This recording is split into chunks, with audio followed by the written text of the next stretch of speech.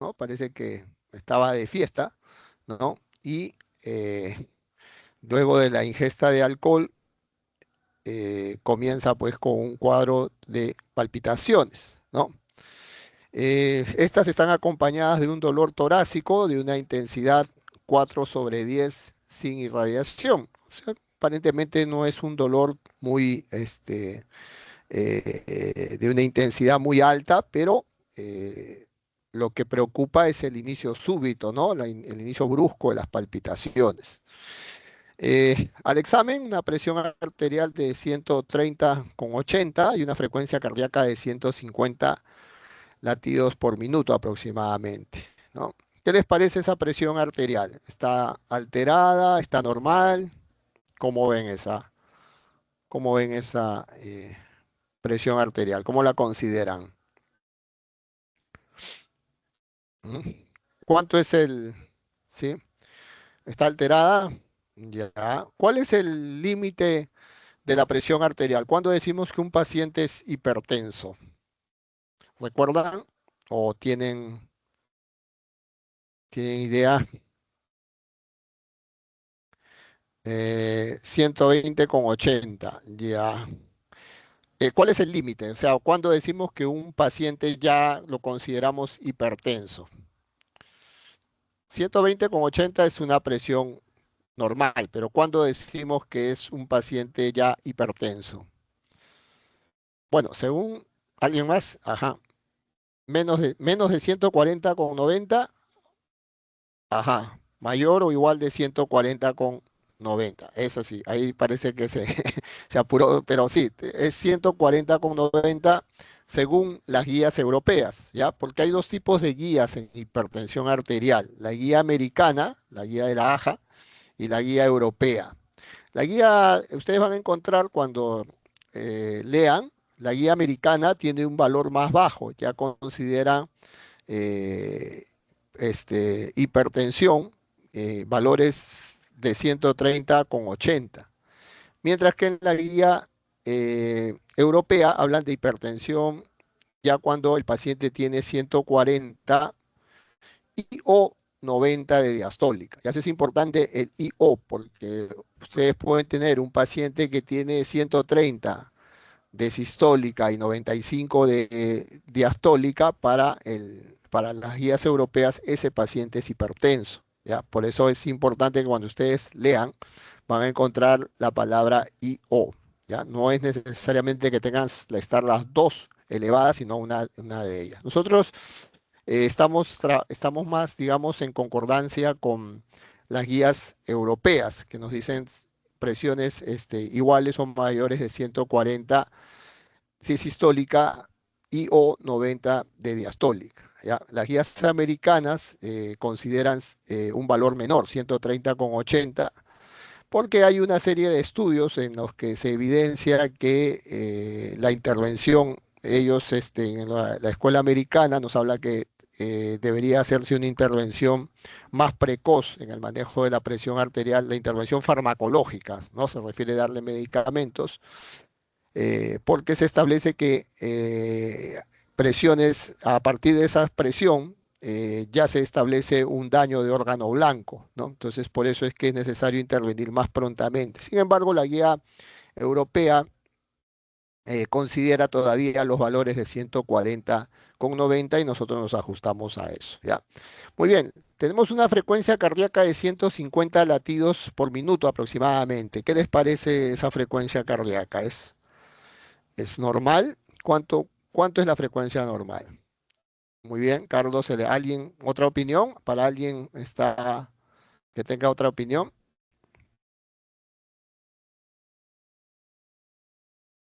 Muy bien, Sebastián, es hasta 100, ¿no? Efectivamente, entre 60 y 100 hablamos de una frecuencia cardíaca normal.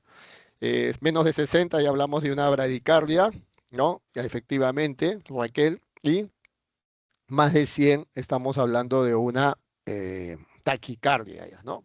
Muy bien. Al examen, el examen, digamos, desde el punto de vista contributorio, no he querido incidir en un examen muy, muy largo, ¿no? Sino un poquito más orientado hacia nuestra historia. Tenemos en la parte pulmonar, un mundo vesicular pasa bien en ambos campos pulmonares, no hay ruidos agregados, no hay estertores, campos pulmonares limpios. Y en el cardiovascular sí tenemos ruidos cardíacos arrítmicos con un primer ruido cambiante, no hay un cuarto ruido y un pulso deficitario. Vamos a ir analizando. Eh, ¿Quién produce el primer ruido cardíaco? ¿Cuándo se produce el primer ruido cardíaco? Para entender por qué ese primer ruido es cambiante. ¿Cuándo se produce el primer ruido cardíaco? El cierre de las válvulas auriculoventriculares, efectivamente, ¿no? La válvula mitral, así es, ¿no? Muy bien, la válvula, muy bien, Caleb, ¿no? Tanto la válvula mitral y la válvula tricúspide se cierran, ¿no? Estas válvulas se cierran y producen el primer ruido cardíaco, ¿no? Es cuando este cierre se presenta cuando ya el ventrículo está lleno, ¿no? Y se va a iniciar, digamos, la apertura también a la vez del cierre de la válvula auriculoventricular, tiene que abrirse la válvulas aórtica y pulmonar para que se produzca la sístole y se haga la expulsión de la sangre, ¿no es cierto? Entonces, normalmente ustedes cuando escuchan y van a escuchar a sus pacientes y ustedes se pueden escuchar, van a encontrar un famoso descrito Dunlap, ¿no? Dunlap, ¿no? El primer ruido que se produce. Este primer ruido puede cambiar. Cuando decimos que es un primer ruido cambiante, cuando no se mantiene esa regularidad del loop lap, ¿no? El loop lap, no. Cambia y se produce como una asincronía, digamos, entre este ritmo, ¿no? Ya los ruidos cardíacos se vuelven por eso arrítmicos, ¿no? Entonces, ¿qué es lo que sucede? ¿Por qué se produce este primer ruido cambiante? Cuando no hay una adecuada sincronía en el cierre de las válvulas aurículo-ventricular, ¿ah? Entonces, normalmente las válvulas se cierran, digamos, tienen un determinado ángulo que les permite hacer un cierre, digamos, armónico, ¿no? Pero cuando, cuando no hay una buena contracción, cuando no hay una buena contractilidad, se pierde esta sincronía y se produce lo que nosotros llamamos un primer ruido cambiante. El cuarto ruido, ¿por qué se produce? El cuarto ruido, recuerden que es un ruido que está antes del primer ruido. Se produce el cuarto ruido, se produce antes del primer ruido. Y corresponde, ¿alguien recuerda qué? El cuarto ruido. Ujú. La contracción de las aurículas, efectivamente, ¿no? Es la, como le dicen, la patada auricular o el golpe auricular, ¿no? Ese es el último, digamos, envión que hace la aurícula para vaciar su contenido en el ventrículo y completar, digamos, la contracción auricular. Muy bien. Pero en este caso no se ausculta, pues después lo vamos a asociar con la patología que estamos estudiando, ¿no? ¿Y qué es el pulso deficitario? ¿Qué es el pulso deficitario? ¿Recuerda? Su nombre lo dice. Hay un déficit. ¿Cuál es el déficit?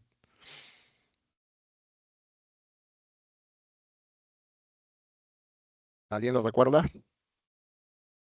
Normalmente, si ustedes ahorita después toman su estetoscopio, ¿no? Y auscultan a alguien, ajá, ya, muy bien, Caleb, ¿la disociación de qué? De latido, ¿no? Y el pulso, efectivamente, ¿no? Si ustedes toman cuando el latido del corazón es mayor al de las pulsaciones, efectivamente, muy bien.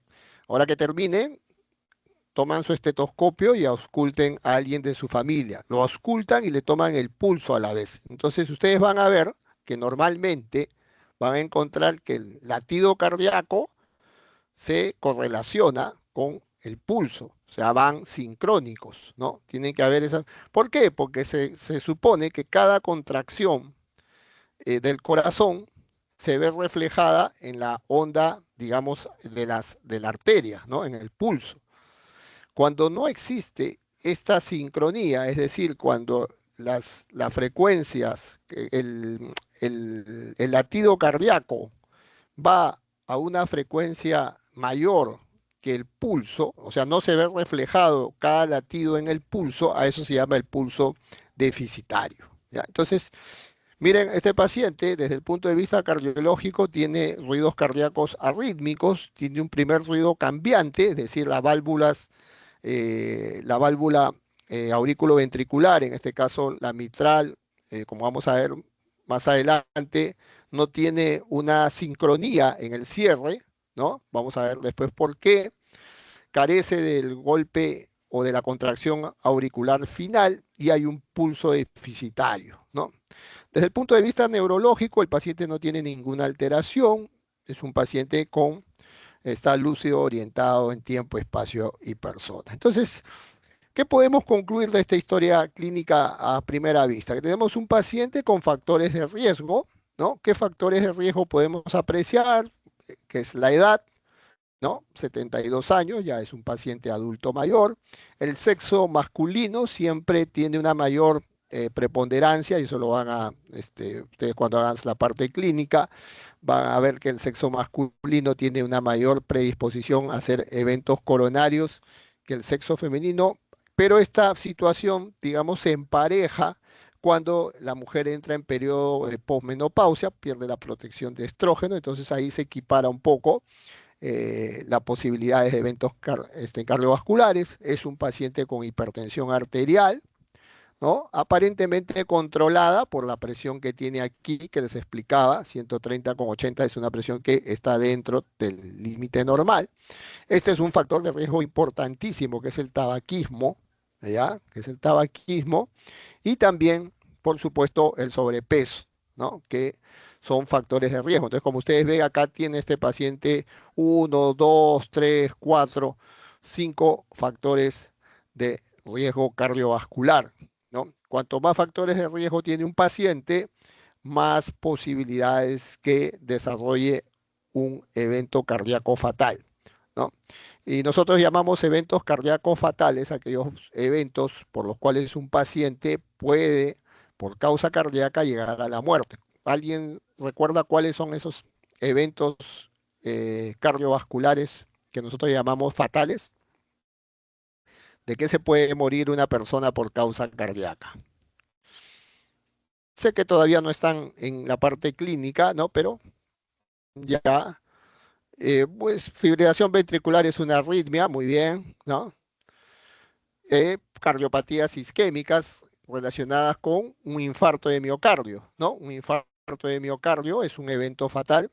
Otro es la insuficiencia cardíaca, ¿no? Un paciente que no tiene una buena presión controlada, el corazón se hipertrofia primero, después se dilata, se vuelve insuficiente y termina en una insuficiencia cardíaca. La insuficiencia cardíaca cuando alcanza estadios avanzados es mortal, ¿no? Y el tercer evento que está muy relacionado a eventos cardiovasculares son los accidentes cerebrovasculares, ¿ya?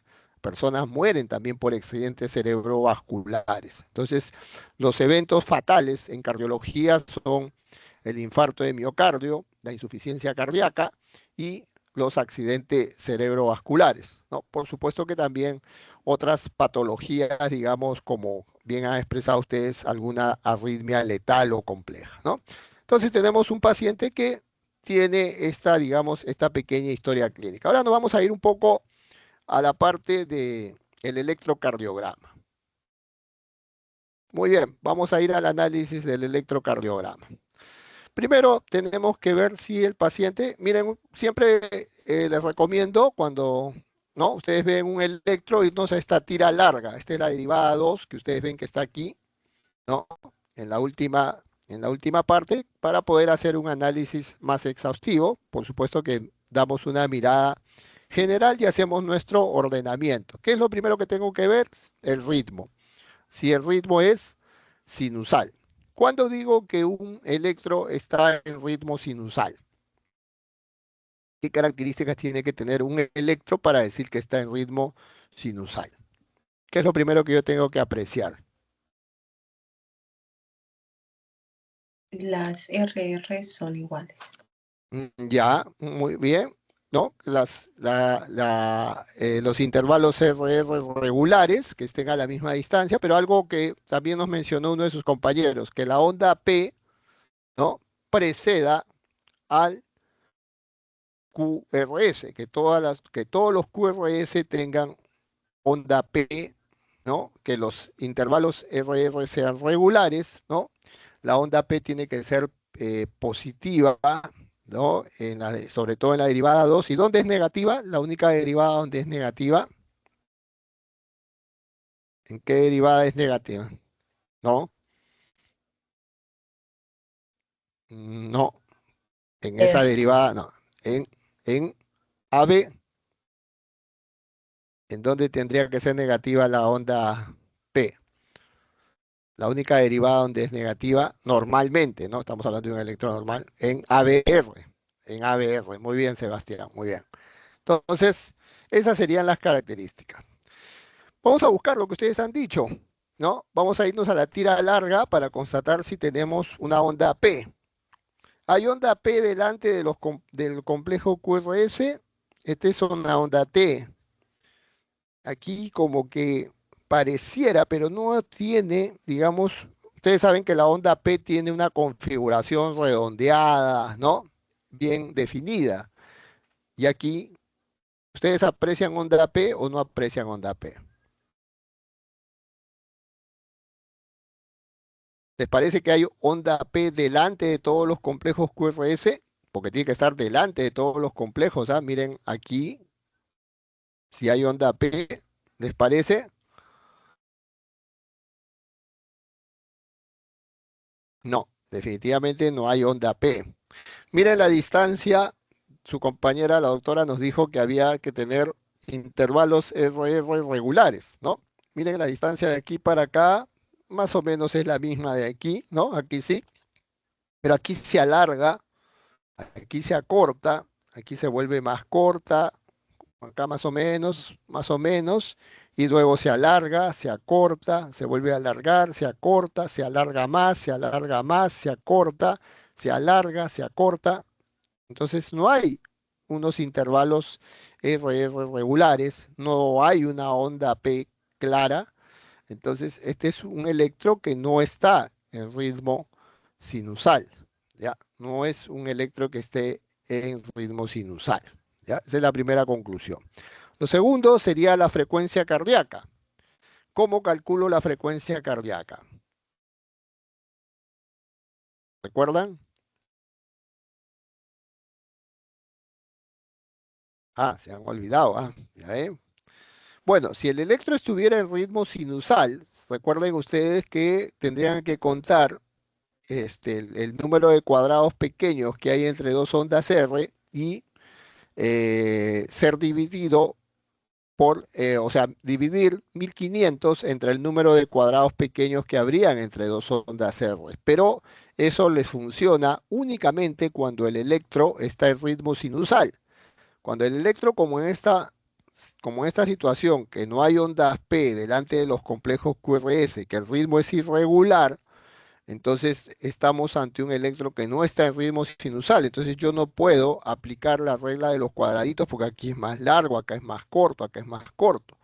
Entonces no puedo aplicar esa regla. Tengo que aplicar la regla de los 6 segundos. Recuerdan que era la regla de los 6 segundos que tenía que contar cuántos complejos QRS hay en 6 segundos, ¿no? Y luego multiplicarlo por 10 para que me complete el minuto. ¿Y cuántos cuadrados eh, tendría que contar yo para que sean 6 segundos? ¿Cuántos cuadrados? Cada cuadrado grande vale 0,20 segundos, ¿no es cierto? 5 cuadrados grandes me hacen un segundo.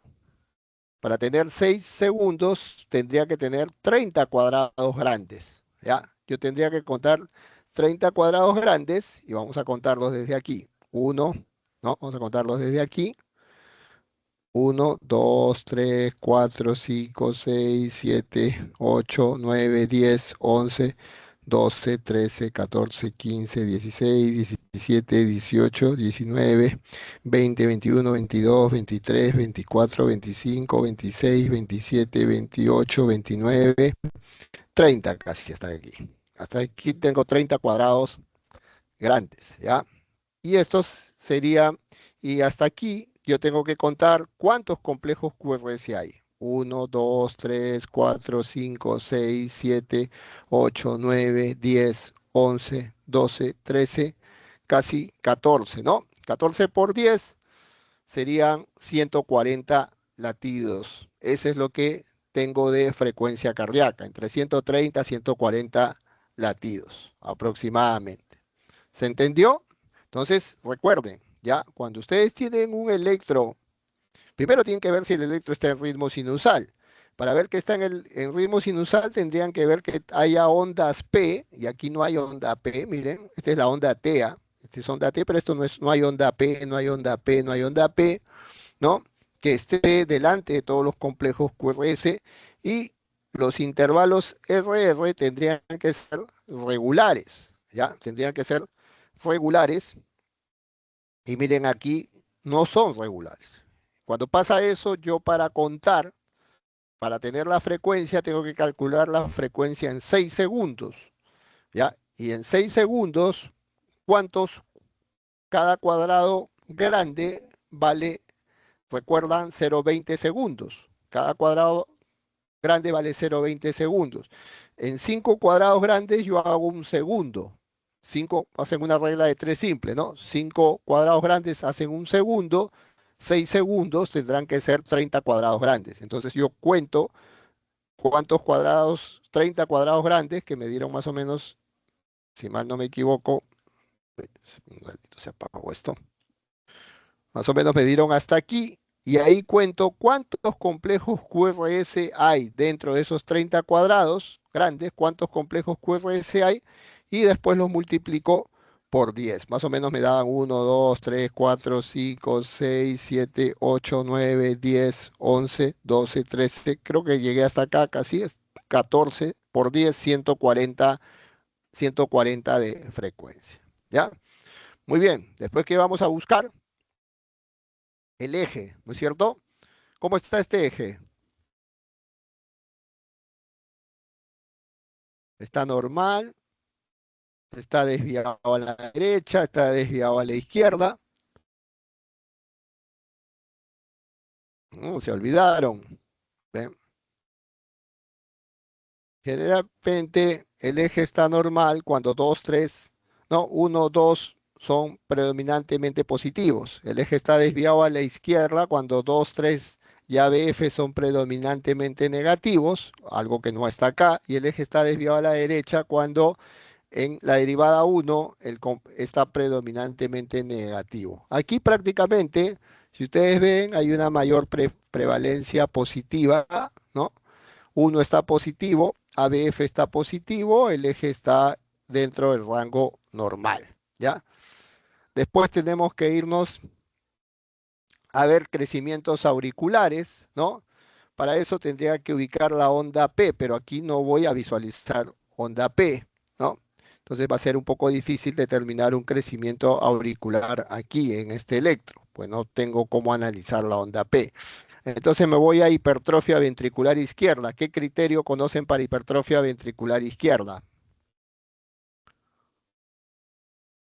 ¿Mm? Sokolov. Sokolov, ¿no? ¿Qué dice el criterio de Sokolov? Mido las ondas R en B5 o B6, donde estén más altas, y las ondas S en B1 o B2, donde estén más profundas, y si piden igual o más de 35 milímetros, digo que estoy ante una hipertrofia ventricular izquierda. Vamos a buscar a ver si es que realmente llegamos. Vamos a ver acá. Acá tenemos 5, 10, 15, 20, ¿no? Una onda R en B5 de 20. Y vamos a buscar acá en B2, porque acá en B1 es menos profunda. Acá la onda S está más profunda. Acá tenemos 5, 10, 15, 18, ¿no? Pues lo tomamos desde la línea de base. Esta es la línea de base. Ustedes ven acá, esta es la línea de base, ¿no? Entonces 5, 10, 15, 18 más o menos, más 20 que teníamos acá, tenemos 38 milímetros. Entonces cumple con el criterio de hipertrofia ventricular izquierda, ¿no? Hay hipertrofia ventricular izquierda. ¿Y por qué relacionan la hipertrofia ventricular izquierda? ¿Con qué lo relacionarían? Cuando un paciente tiene hipertrofia ventricular izquierda, ¿en qué condiciones tiene?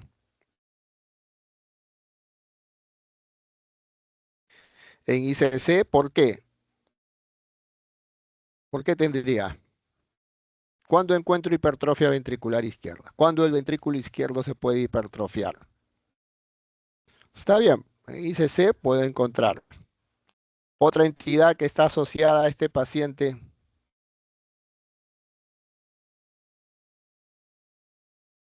¿Qué les puede dar? La hipertensión arterial, ¿no es cierto? La hipertensión arterial. Paciente con hipertensión arterial puede desarrollar hipertrofia del ventrículo izquierdo si es que es una hipertrofia, si es que es un paciente que no ha tenido un control adecuado de la presión arterial o ha tenido una hipertensión de larga data y muchas veces cuando la detectamos ya el paciente ha sido hipertenso de años atrás, ¿no? No siempre detectamos la hipertensión arterial en el momento, digamos, que se inicia. Hay pacientes que han convivido un buen tiempo con su hipertensión arterial. Por eso es importante que cuando ustedes den tratamiento para la hipertensión arterial, comprueben que ese tratamiento mantiene la presión del paciente dentro de los límites normales, porque si no, el paciente puede estar recibiendo medicación, pero si no está dentro de los límites normales, el ventrículo se va a hipertrofiar y un ventrículo que se hipertrofia, como dijo su compañero, va a terminar en insuficiencia cardíaca, ¿no? Y vamos a ver que la hipertensión arterial, en este caso, también tiene correlación con la patología que vamos a explicar.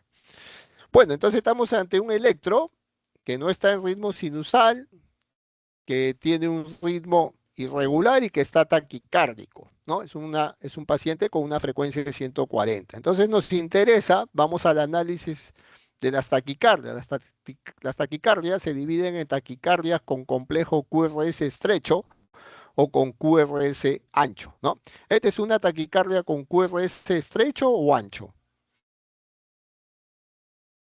¿Cuánto mide el QRS acá? Mide, vamos a buscar acá, no pasa de 0.06, 0.08 en el mayor de los casos. ¿Cuándo decimos que una taquicardia es de QRS estrecho o es una taquicardia con QRS ancho? ¿Recuerdan? Muy bien. De QRS ancho hasta más de cuando ya tiene 0.12 o más, ¿no? Ahí decimos que es una taquicardia con QRS ancho, ¿no? Y esta es una taquicardia con QRS ancho o QRS angosto.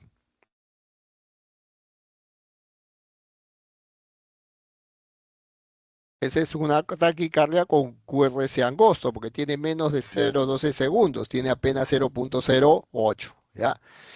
Y las taquicardias de QRS estrecho las podemos dividir, recuerdan ustedes, en taquicardia según el ritmo primero, ¿no? Esta tiene un ritmo regular o irregular.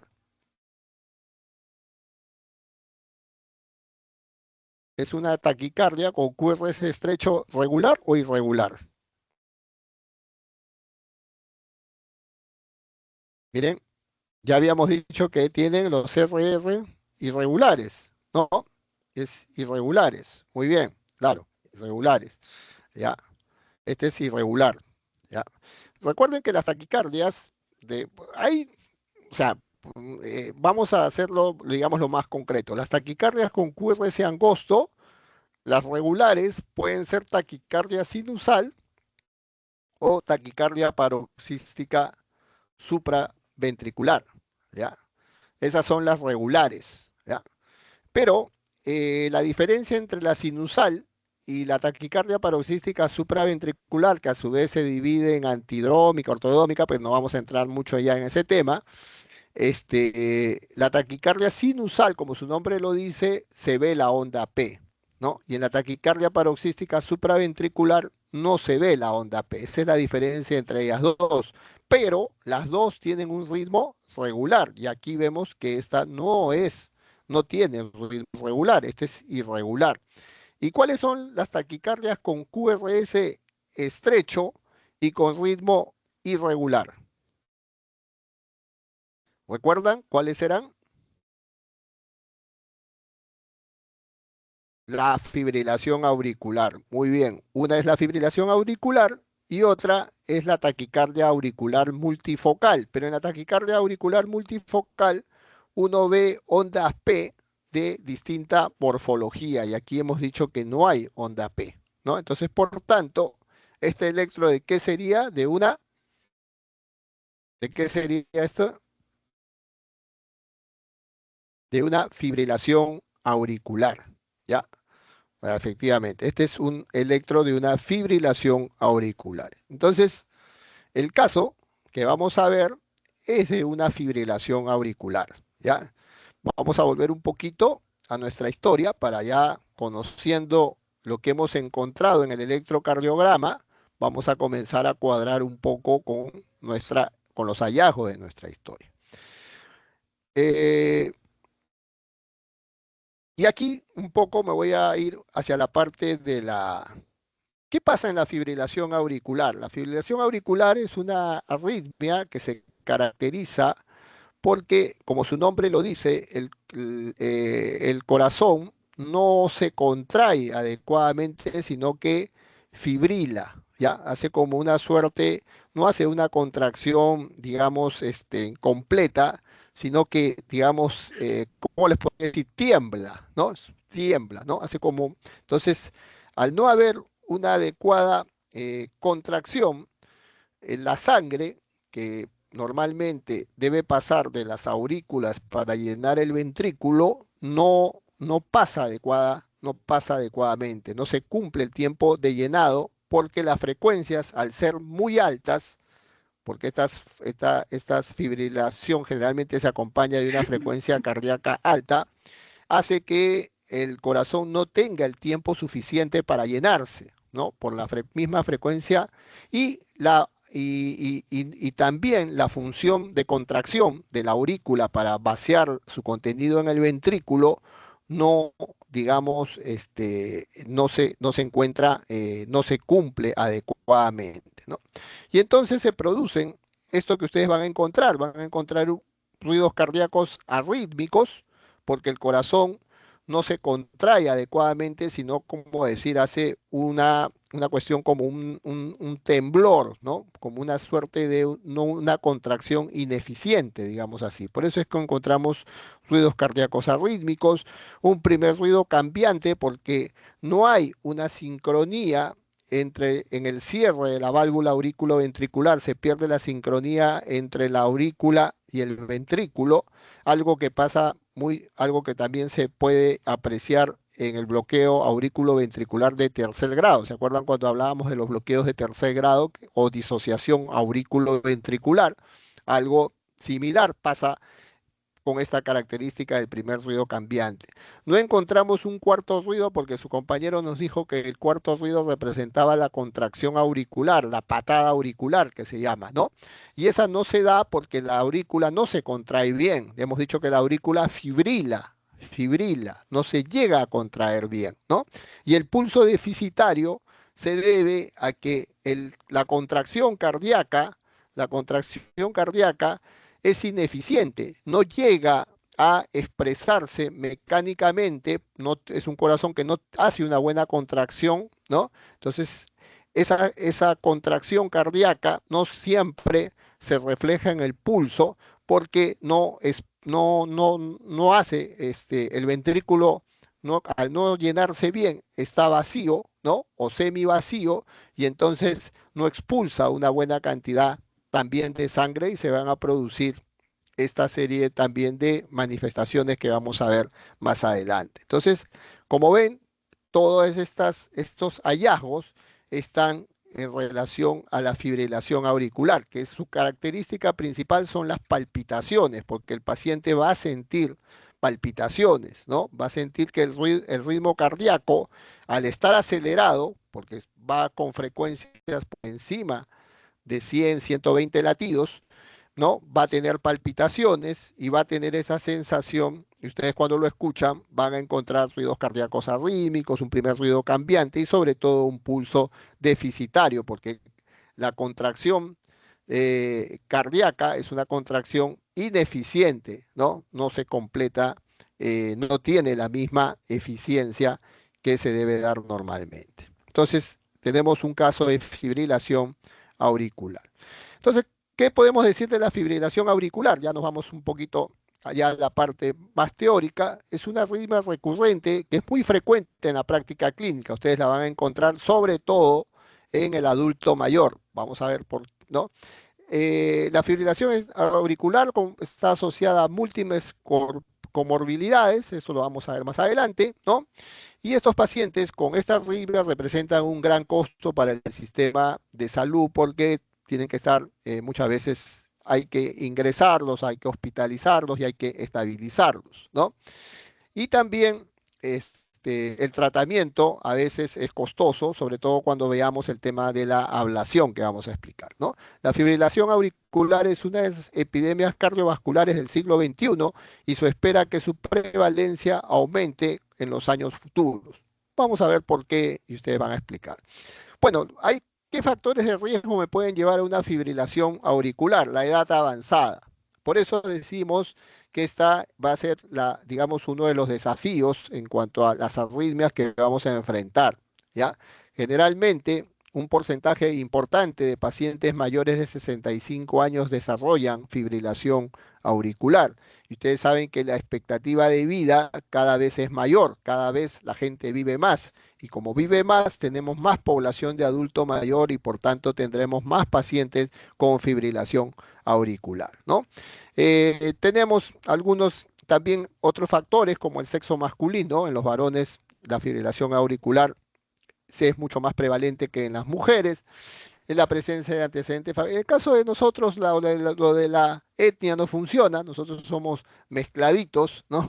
Entonces, no nos funciona mucho esto en poblaciones, digamos, norteamericanas o europeas, hay una mayor prevalencia por temas de raza, y en el caso de nosotros no. Bueno, pero está asociada a la hipertensión. Ustedes dirán qué tiene que ver la hipertensión con la fibrilación auricular. La hipertensión, ¿qué es lo que hace? Como decíamos, ¿no? Va a provocar una sobrecarga de presión sobre el ventrículo, ¿no? Y el ventrículo se va a poner, es un ventrículo generalmente duro, es un ventrículo rígido, difícil de llenar, ¿no? Entonces, esta dificultad en el llenado origina que no toda la sangre pueda entrar en este ventrículo rígido.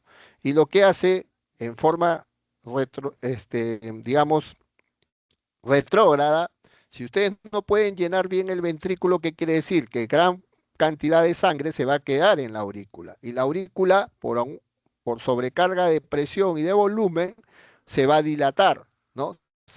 Vamos a tener una aurícula dilatada y esa aurícula dilatada va a comenzar a formar por dilatación, por estiramiento, algunas zonas de músculo cardíaco se van a fibrosar. Y esa zona fibrosada es una zona que tiene alteraciones eléctricas y que va a condicionar la aparición de esta arritmia, ¿no? También hay una fuerte asociación con el tabaquismo, que es el tema justamente de este paciente que decíamos que es tabaquista, ¿no? Hay una toxicidad directa por la nicotina sobre el músculo cardíaco, lo fibrosa y también origina en esas zonas fibróticas puntos de alteraciones eléctricas en el corazón, ¿no? Igual pasa con la obesidad, ¿no? Hay un mayor estiramiento, en fin, de la aurícula. También el apnea obstructiva del sueño, ¿no? En el apnea obstructiva del sueño tiene mucha relación, acá lo hemos mencionado, el síndrome de apnea obstructiva del sueño tiene mucha relación con la fibrilación auricular, porque hay periodos, ustedes recuerden que en la apnea obstructiva del sueño hay periodos de hipoxia y de hipercapnia, ¿no? Entonces, esto va a originar un estiramiento también de las aurículas, ¿no? O mejor dicho, perdón, primero una activación del sistema nervioso simpático, ¿no? Aumenta la frecuencia cardíaca y también esto origina aumentos de la presión, estiramiento de las aurículas y por el mismo mecanismo van a producir alteraciones en la zona eléctrica del corazón. Entonces, todos esos son factores de riesgo para desarrollar fibrilación auricular. ¿Cómo detectamos la fibrilación auricular? Como lo hemos visto, ¿no? Con el examen físico y con el electrocardiograma, fundamentalmente, ¿no? Vamos a encontrar una taquiarritmia de QRS angosto, irregular, ¿no? Acá ustedes ven, no sé, y en la que no aprecian ondas P. Y además la presencia, miren ustedes, de estas ondas que le llamamos las ondas F, que son unas ondas F muy finitas, como si fuera un temblor, ¿no? Como ven ustedes ahí, como si fuera un pequeño temblor, que son las ondas F de fibrilación.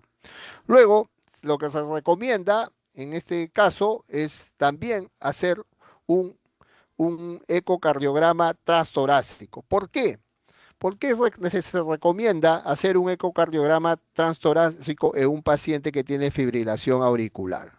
Porque recuerden que hemos dicho que en la fibrilación auricular la aurícula no se puede vaciar completamente, no vacía completamente su contenido de sangre en el ventrículo. Entonces pueden quedar remanentes sanguíneos y esos remanentes sanguíneos pueden originar, se pueden hacer coágulos o trombos, ¿no? Y estos trombos pueden viajar por las carótidas, hacia el cerebro, pueden embolizar la parte cardíaca o también disparar a la zona pulmonar. Entonces, es necesario hacer un ecocardiograma transtorácico para evaluar si es que hay trombos o no en la aurícula izquierda. Es muy importante la evaluación del ecocardiograma. Bueno, la fibrilación auricular tiene varias definiciones según el tiempo en que el paciente tiene esta patología. Decimos que es una fibrilación auricular de nuevo diagnóstico, si es que la fibrilación auricular la hemos diagnosticado, digamos, como el caso de este paciente que no tenía antecedentes de fibrilación auricular aparentemente y que la hemos detectado recién en, en el electrocardiograma, ¿no? La fibrilación auricular paroxística es aquella que termina espontáneamente dentro de los 7 días, es decir, eh, generalmente el paciente cursa con episodios, como su nombre lo dice, paroxísticos, o sea que de corta duración, que pueden durar generalmente hasta 48 horas o hasta 7 días, ¿no? Este tipo también está relacionado al consumo de alcohol, ¿no?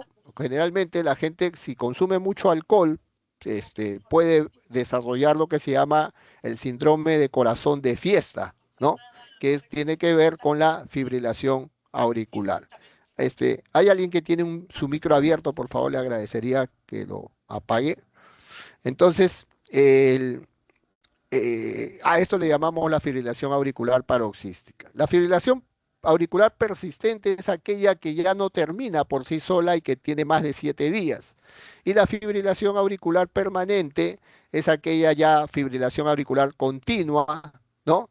Que, digamos, antes le llamaban la fibrilación auricular crónica, ahora ya no se llama fibrilación auricular crónica, se le dice permanente, que el paciente convive con su fibrilación auricular, ¿ya? Entonces, estas son, digamos, las definiciones. Bueno, ya hemos visto un poquito los síntomas del paciente, puede tener palpitaciones, fatiga, dolor torácico, puede en algunos casos presentar síncope, trastornos del sueño, si está asociada a la apnea obstructiva del sueño, ¿no? Desde el punto de vista de complicaciones, podemos tener, pues, puede originar hospitalizaciones recurrentes, puede llegar, puede estar asociada a insuficiencia cardíaca, desarrollar accidente cerebrovascular isquémico, esto es una de las cosas más graves, porque como hemos dicho, se quedan émbolos o trombos en la aurícula y estos pueden disparar hacia Hay un deterioro cognitivo y demencia vascular, si se produce pues un accidente isquémico cerebral, ¿no? Y tengamos en cuenta estos datos, ¿no? La fibrilación auricular se va a duplicar en la población desde el año 2010 a la que tenemos al año 2060. Y esto se da porque, como hemos dicho, hay una mayor esperanza de vida y esto está muy asociado a los pacientes que que son adultos mayores.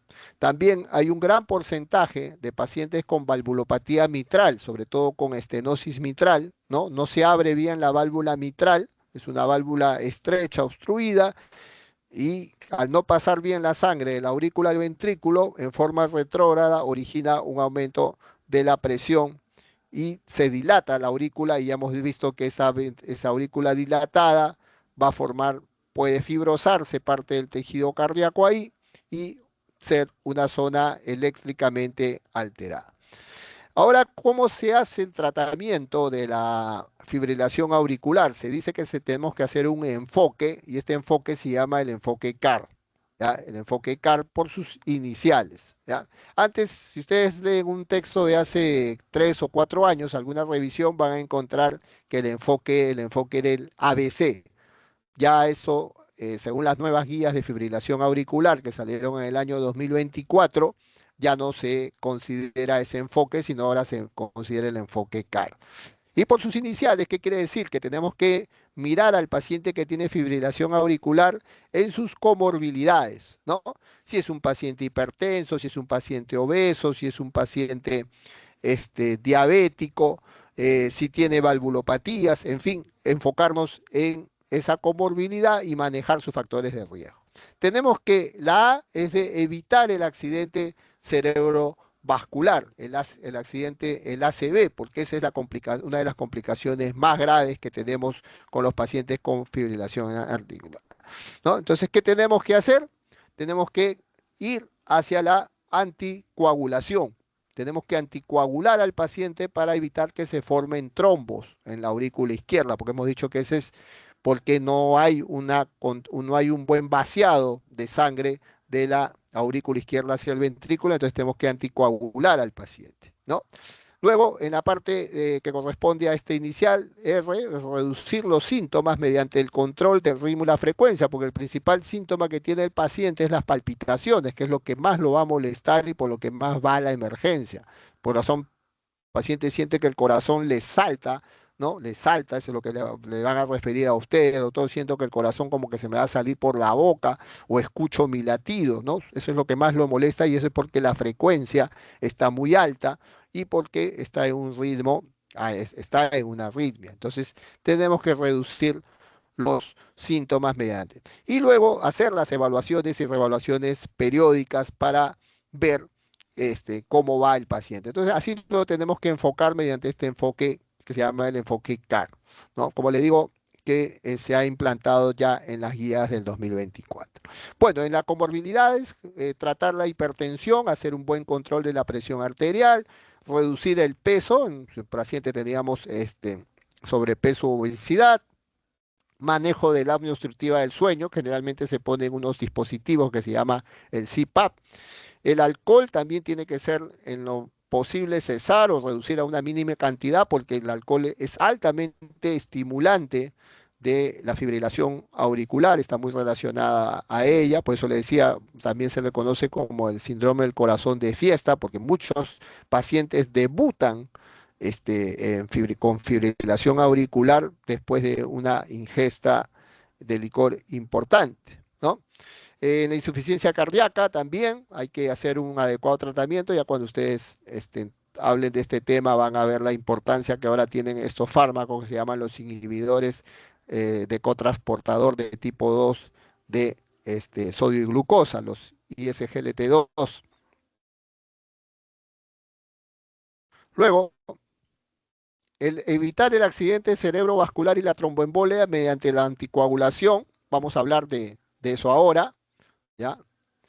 Y para anticoagular a un paciente, yo establezco lo que se llama una escala que se llama el CHADS-2-BAT, ¿no? ¿En qué consiste esta escala? Miren las variables que tiene esta escala, ¿no? Que están en virtud de las iniciales que lógicamente está en inglés, pero que las llevamos al tema castellano, ¿no? Acá está el SATS-2, ¿no? La C es de insuficiencia cardíaca. Si el paciente tiene insuficiencia cardíaca crónica, le asignamos un punto, ¿ya? Si tiene hipertensión, también tiene un punto, ¿no? La edad, si es un paciente de 75 años o más, también ya tiene 2 puntos, ¿no?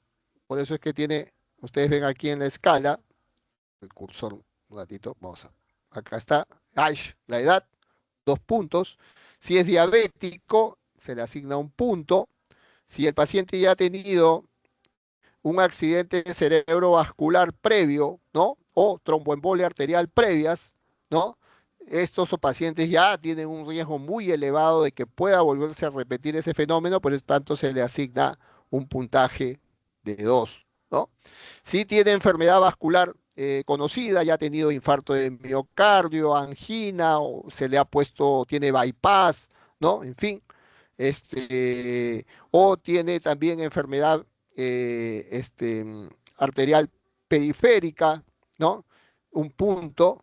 Y si su edad es menor de 75 años, también se le asigna un punto, porque cuando ya tiene 75 o más, como ustedes vieron, se le asigna 2 puntos, porque a mayor edad, mayor riesgo en estos pacientes de tromboembolia. Generalmente, si el paciente tiene 2 puntos o más, ya es indicativo de anticoagulación. ¿Ya? El paciente tiene que ir a una anticoagulación si tiene 2 puntos o más. ¿Ya? Y también si tiene un punto, inclusive con un punto, ya hay la recomendación muchas veces de que podemos iniciar anticoagulación si es que hay otros factores de riesgo importantes. Y bueno, para reducir los síntomas, o para reducir los síntomas que tienen que ver con el ritmo y con la frecuencia, podemos disponer de algunos fármacos antiarrítmicos. Los que más se usan son los beta bloqueantes. ¿Qué beta bloqueante conocen? ¿Qué beta bloqueantes conocen?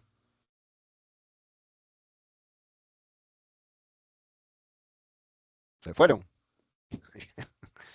A ver, ¿qué beta bloqueantes conocen? Muy bien. Atenolol, propanolol, ¿qué más? ¿Qué otros betabloqueantes conocen? Más modernos. Ustedes son médicos del siglo XXI, ya han llevado farmacología. Aquí ya no tienen excusa ustedes. Hay cosas que sí los entiendo que no han llevado, pero farmacología llevaron. Aparte del propanolol y atenolol, ¿qué otros fármacos betabloqueantes tienen? ¿Ya? Tienen metoprolol, carvedilol, bisoprolol. El bisoprolol es uno de los más usados en fibrilación auricular. Controla muy bien la frecuencia cardíaca, reduce bastante la frecuencia cardíaca. ¿Y por qué le reduzco la frecuencia cardíaca a este paciente? ¿Para qué me interesaría de lo que ustedes han escuchado hasta ahora reducirle la frecuencia cardíaca? Pueden hablar por el micro, ¿ah? Sí, para que sean, si de repente se quieren explayar un poquito más. ¿Por qué yo tendría que darle, por qué quiero mejorar su frecuencia? ¿Por qué en vez de 150 latidos lo tengo que bajar pues a 70, 80? ¿Cuál es la idea de darle un beta bloqueante?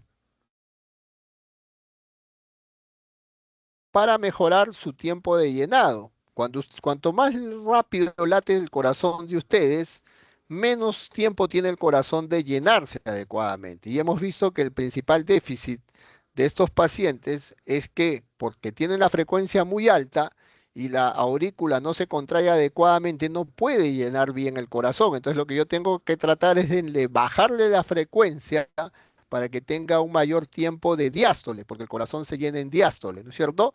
¿No? Entonces, cuanto menos frecuencia tengo, voy a tener más posibilidad que el corazón se llene adecuadamente y que su contracción sea más efectiva, que lance un mayor volumen de sangre y que tenga un mejor gasto cardíaco. Entonces el paciente ya no va a tener mareos, ya no va a tener síncope de repente, si es que, porque el síncope se le produce en él por bajo gasto, no se llena bien el ventrículo no expulsa una adecuada cantidad de sangre y se cae el gasto cardíaco, ¿no? Entonces, y en los pacientes que tienen insuficiencia cardíaca o tienen alguna contraindicación para usar beta bloqueantes, se puede usar digoxina, que es también un fármaco que, antiguo, ¿no? Un fármaco viejo, pero que tiene todavía mucha aplicación. En los casos más severos, es lo que ya se habla de una ablación con catéter. La ablación es cuando yo introduzco un catéter y llego hasta la parte de la aurícula, a la parte cardíaca, se hace un mapeo y se trata de identificar aquellos puntos donde se genera la arritmia y con un catéter, ¿no? Que puedes, y aplicando lo que llamamos la ablación, generalmente en la zona de la aurícula, recuerden que desemboca, ¿qué desemboca en la aurícula izquierda? ¿Qué desemboca en la aurícula izquierda? Anatomía, ¿qué desemboca en la aurícula izquierda? Uf, uy, comienzan a preocuparme. Ahí está, muy bien, Caleb, las venas pulmonares, ¿no? Ustedes tienen que entender el circuito, porque si no, las venas pulmonares traen sangre oxigenada. Esa sangre entra en la aurícula izquierda, se abre la válvula mitral, pasa de la aurícula izquierda al ventrículo izquierdo, ¿no? Se cierra la válvula mitral, cuando ya el ventrículo está lleno, se abre la válvula aórtica y se expulsa la sangre del ventrículo izquierdo por la arteria aorta hacia todo el sistema. Igual en paralelo pasa en el lado derecho, pero a través de la válvula tricúspide, aurícula derecha, arteria pulmonar y se hace todo el circuito del lado derecho, ¿ya? Entonces, generalmente las ablaciones se hacen en la aurícula izquierda, donde en la desembocadura de las venas pulmonares, lo que llamamos la orejuela izquierda, para justamente eliminar esos focos que originan la alteración de la arritmia. Entonces tienen dos modos de tratar la arritmia. Puede ser con fármacos o puede ser con ablación, ya que tratar de identificar esas vías, ¿no? El sitio donde se produce la alteración eléctrica y hacer una cicatrización, digamos así, de ese tejido, ¿ya? Bueno, ¿con qué anticoagulo? ¿Cuál es el anticoagulante que ustedes conocen?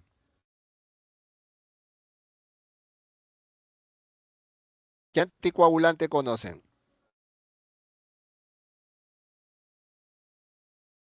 Uf, ¿qué anticoagulante conocen? Estos que están aquí son anticoagulantes, pero son lo que nosotros llamamos los nuevos anticoagulantes orales. Ya no son tan nuevos, pero digamos, en relación al anticoagulante conocido. ¿Cuál es la warfarina? ¿No? Muy bien. La warfarina es el anticoagulante más antiguo, más conocido y el de menor costo, ¿ya? Pero después aparecieron estos anticoagulantes orales, ¿ya? El apixaban, dabigatran, edoxaban y rivaroxaban, eh, todos los que tienen X en su nombre, apixaban, edoxaban y rivaroxaban, actúan sobre el factor 10, mientras que el dabigatran, que no tiene X en su nombre, es un inhibidor directo de la trombina, ¿ya? Estos los que tienen X en su nombre actúan sobre el factor 10. Y respecto a la warfarina, tienen la ventaja de que el riesgo de sangrado es menor, ¿ya? El riesgo de sangrado es menor con estos fármacos. En cambio, la warfarina tiene un mayor riesgo de sangrado y tiene también digamos, la desventaja de que no desventaja, sino que tenemos que ser un poco más cuidadosos en el sentido de tener un INR, ¿no? De 2 a 3 para decir que el paciente está convenientemente anticoagulado con la warfarina, ¿ya? En cambio, estos no necesitan un seguimiento con el INR, ¿ya? Son de un perfil más seguro. Lo único que hay que tener cuidado, como ustedes ven aquí, algunas precauciones son con el tema de la función renal, ¿ya? La función renal, entonces se hace un ajuste de las dosis. Estas son las dosis estándares y estas son las dosis reducidas si el paciente tiene alguna de estas situaciones que tienen que ver sobre todo con edad o con función renal. ¿Ya? Eh, ¿Cuándo se recomienda? Entonces, ya hemos visto, ¿no? El manejo de la frecuencia cardíaca, hemos dicho que tenemos que poner bloqueadores beta. Generalmente el bisoprolol es el fármaco que nos ayuda más. Si el paciente tiene alguna complicación, podríamos usar digoxina, sobre todo si tiene insuficiencia cardíaca asociada también, o usar calcio antagonistas del tipo diltiazem o verapamilo, que son los que tienen acción sobre la frecuencia cardíaca, ¿ya?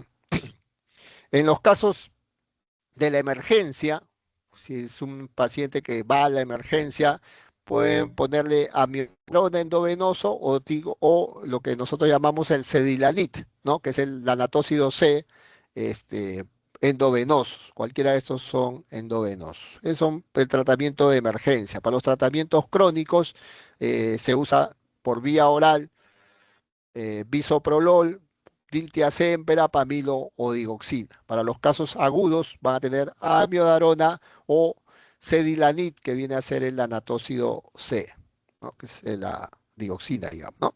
La anticoagulación, generalmente hoy la orientación es a utilizar los nuevos anticoagulantes orales en vez de la warfarina, que es un antagonista de la vitamina K, ¿ya?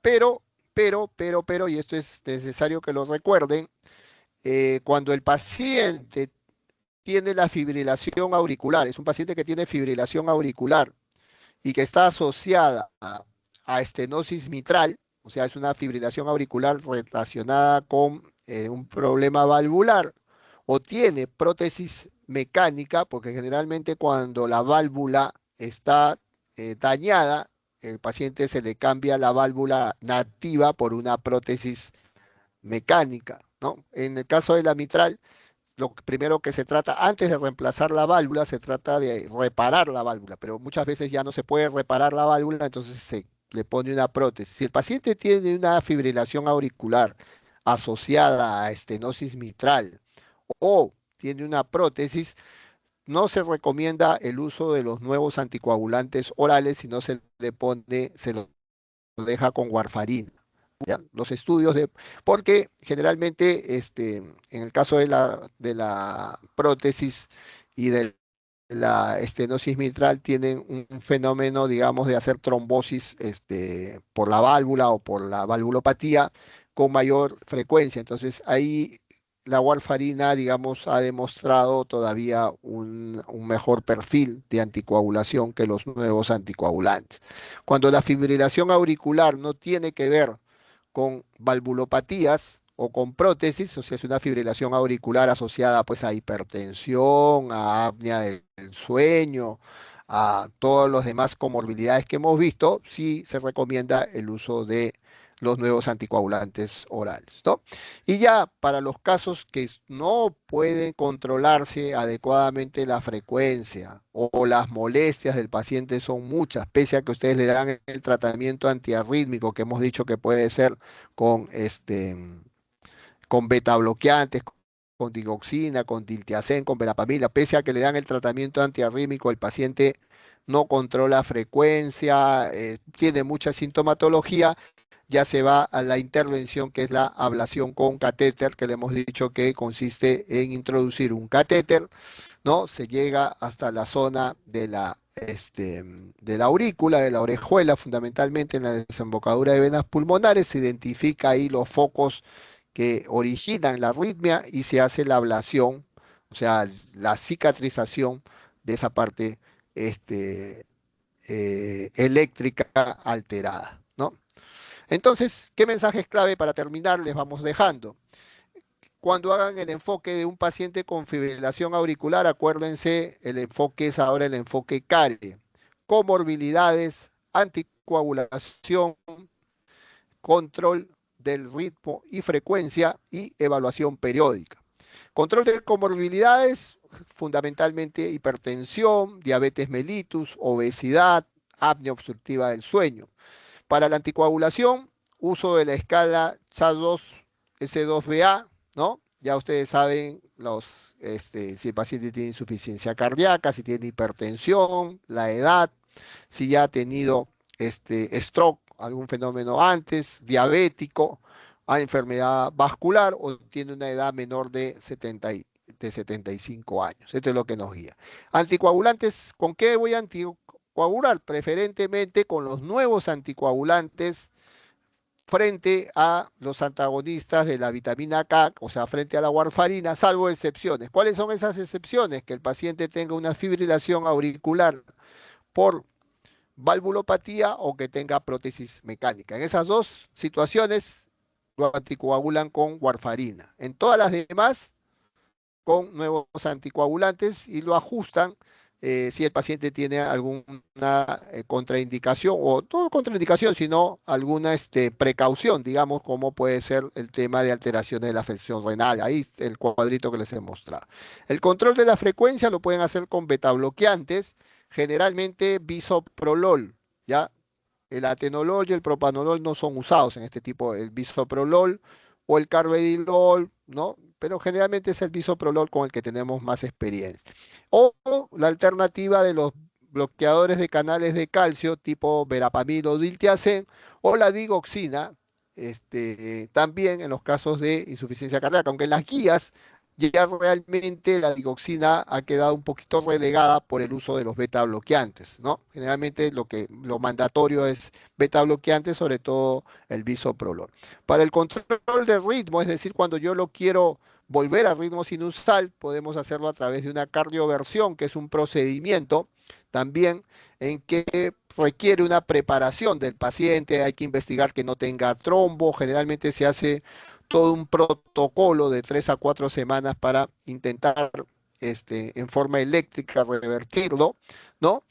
Se puede dar fármacos antiarrítmicos, que ya le hemos mencionado, o ir, si no hay forma de controlar adecuadamente con fármacos, ir hacia la ablación quirúrgica o con catéter de esos temas. Entonces, recuerden pues que la fibrilación auricular va a ser una de las situaciones de las arritmias cardiológicas que van a enfrentar este, con, con más, con más frecuencia, porque es una arritmia muy arraigada en los pacientes adultos mayores, y al aumentar la esperanza de vida es evidente que van a ustedes a enfrentar con mayor frecuencia esta arritmia.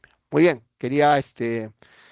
nos hemos tratado de ajustar al tiempo, que no queríamos que pasara de 1 hora 10 eh, en en este casito, que ojalá les sea de utilidad. No sé si hay alguna pregunta. Con todo gusto para responderles.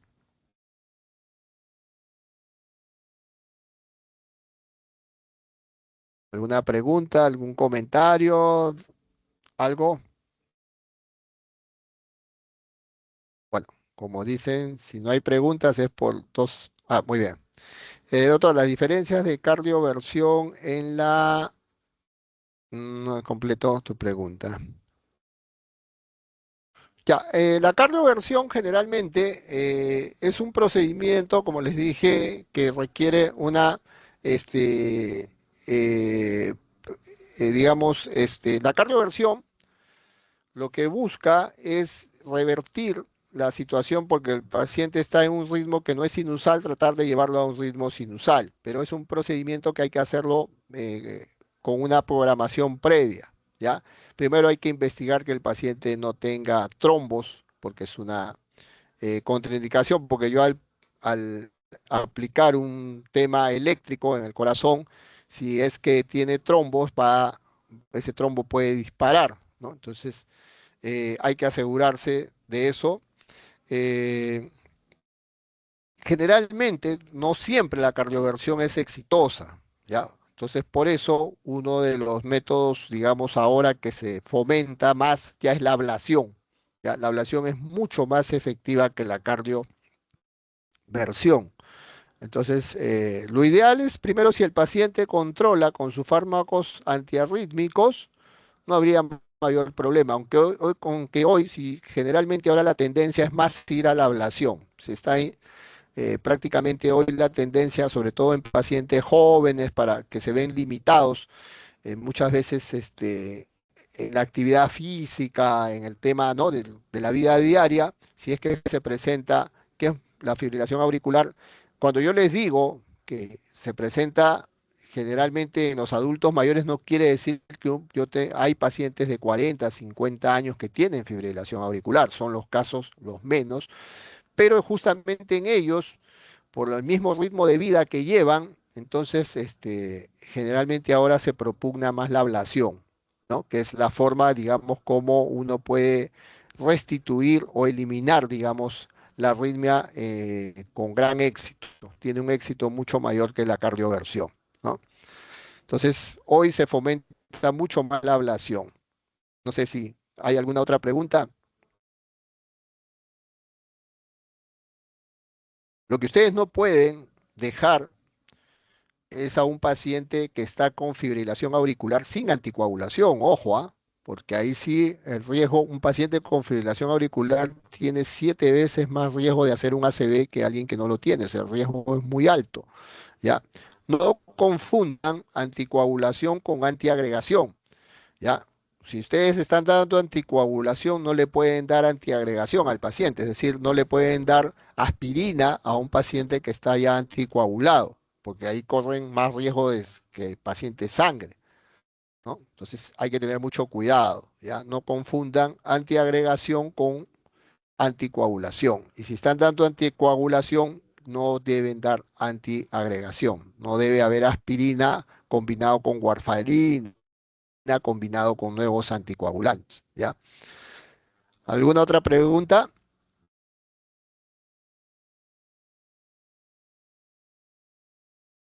Bueno, si no hay preguntas, si no hay comentarios, entonces, bueno, agradecerles la atención. Espero que haya sido de utilidad el caso de hoy.